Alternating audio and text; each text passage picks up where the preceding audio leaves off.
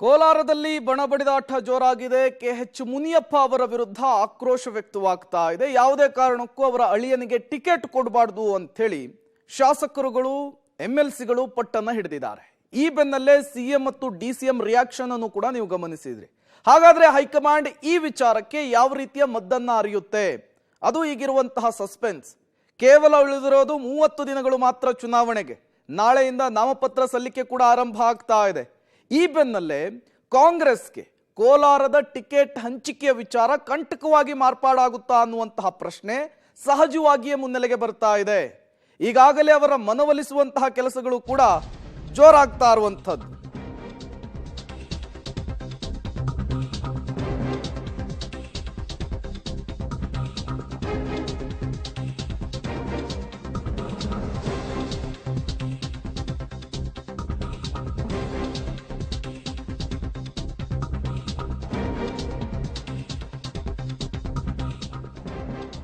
ಗೋವಿಂದ ಕಾರಜೋಳ ಅವರಿಗೆ ಚಿತ್ರದುರ್ಗದ ಟಿಕೆಟ್ ಘೋಷಣೆ ಆಗಿರುವಂತಹದ್ದು. ಕೇಂದ್ರ ಸಚಿವ ನಾರಾಯಣಸ್ವಾಮಿ ಅವರಿಗೆ ಟಿಕೆಟ್ ಮಿಸ್ ಆಗಿದೆ. ಮಾಜಿ ಮಂತ್ರಿ ಗೋವಿಂದ ಕಾರಜೋಳ ಅವರಿಗೆ ಬಿಜೆಪಿ ಟಿಕೆಟ್ ಘೋಷಣೆ ಆಗಿರುವಂತಹದ್ದು.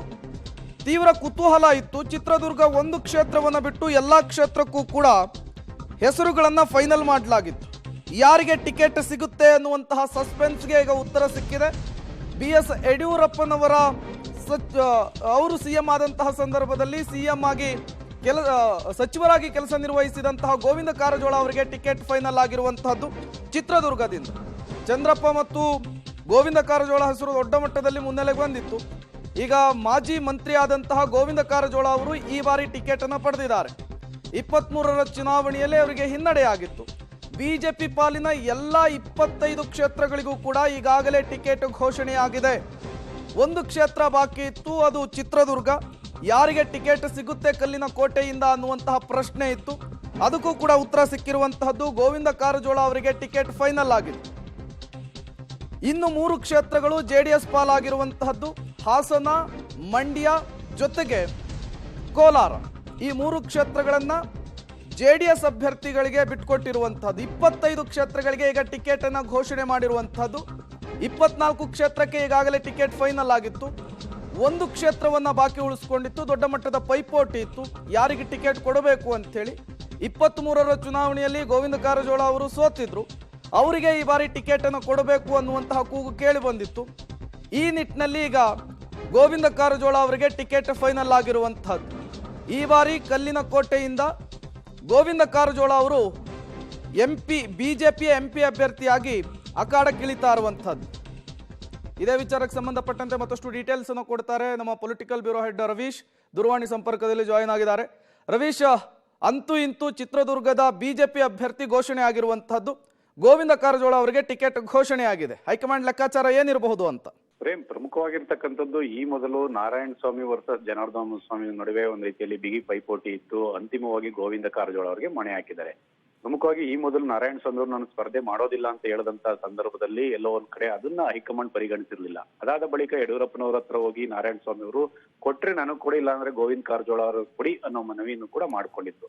ಇದಾದ ಬಳಿಕ ಜನಾರ್ದನ್ ಸ್ವಾಮಿ ಅವರ ಹೆಸರು ಬಂದಿತ್ತು. ಜೊತೆಗೆ ಮಾದಾರ ಚೆನ್ನಯ್ಯ ಅವರ ಹೆಸರು ಕೂಡ ಈ ಒಂದು ರೇಸ್ ನಲ್ಲಿ ಇತ್ತು. ತದನಂತರ ಮಠಾಧೀಶರಿಗೆ ಟಿಕೆಟ್ ಕೊಡಬಾರದು ಈ ಬಾರಿ ಅಂತ ಹೇಳದಂತಹ ಸಂದರ್ಭದಲ್ಲಿ ಮಾದಾರ ಚೆನ್ನಯ್ಯ ಅವರಿಗೆ ಆ ಒಂದು ಟಿಕೆಟ್ ಇಂದ ಆ ಒಂದು ರೇಸ್ ನಿಂದ ಔಟ್ ಮಾಡಿದ್ರು.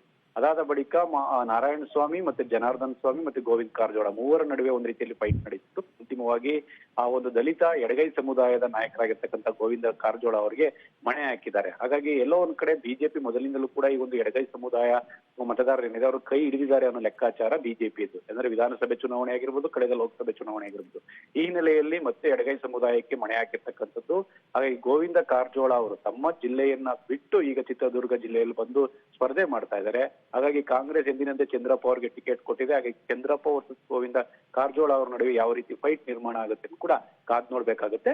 ಅಂತಿಮವಾಗಿ ಇಬ್ಬರ ಜಗಳದಲ್ಲಿ ಮೂರನೇವನಿಗೆ ಲಾಭ ಅಂತ ಏನಿತ್ತು ಅದು ಈ ಒಂದು ಚಿತ್ರದುರ್ಗ ಕ್ಷೇತ್ರದಲ್ಲೂ ಕೂಡ ಆಗಿದೆ ಅನ್ನೋದು ಸ್ಪಷ್ಟವಾಗುತ್ತೆ. ಯಾಕೆಂದ್ರೆ ಕಾರಜೋಳ ಅವರು ಕೂಡ ನಾರಾಯಣ ಸ್ವಾಮಿ ಅವರ ಪರ ಬ್ಯಾಟಿಂಗ್ ಅನ್ನ ಮಾಡಿದ್ರು. ಅಂದ್ರೆ ನಾರಾಯಣ ಸ್ವಾಮಿ ಅವರಿಗೆ ಟಿಕೆಟ್ ಅನ್ನ ಕೊಡಿ ಅಂತ. ಅದಾದ ಬಳಿಕ ನಾರಾಯಣ ಸ್ವಾಮಿ ಅವರು ಒಂದು ವೇಳೆ ಏನಾದ್ರೂ ನನಗೆ ಟಿಕೆಟ್ ಅನ್ನು ನಿರಾಕರಿಸ್ತೆ ಆದ್ರೆ ಕಾರಜೋಳ ಅವರು ಕೊಡಿ ಅಂತ ಅವರು ಕೂಡ ಇದು ಮಾಡಿದ್ರು. ಹಾಗಾಗಿ ಜನಾರ್ದನ್ ಸ್ವಾಮಿ ಮತ್ತೆ ನಾರಾಯಣ ಸ್ವಾಮಿ ನಡುವಿನ ಪೈಪೋಟಿಯಿಂದಾಗಿ ಮೂರನೇವರಿಗೆ ಅಂದ್ರೆ ಕಾರಜೋಳ ಅವರಿಗೆ ಲಾಭ ಆಗಿರ್ತಕ್ಕಂಥದ್ದು ಇಲ್ಲಿ ಸ್ಪಷ್ಟ ಅಂತಾನೆ ಹೇಳ್ಬೋದು ಪ್ರೇಮ್. ಓಕೆ ರವೀಶ್, ಗೋವಿಂದ ಕಾರಜೋಳ ಅವರಿಗೆ ಚಿತ್ರದುರ್ಗದಲ್ಲಿ ಏನಾದರೂ ಬೇಸ್ ಇದೆಯಾ ಜಾತಿ ಬಲವನ್ನು ಹೊರತುಪಡಿಸಿ ಅಂತ?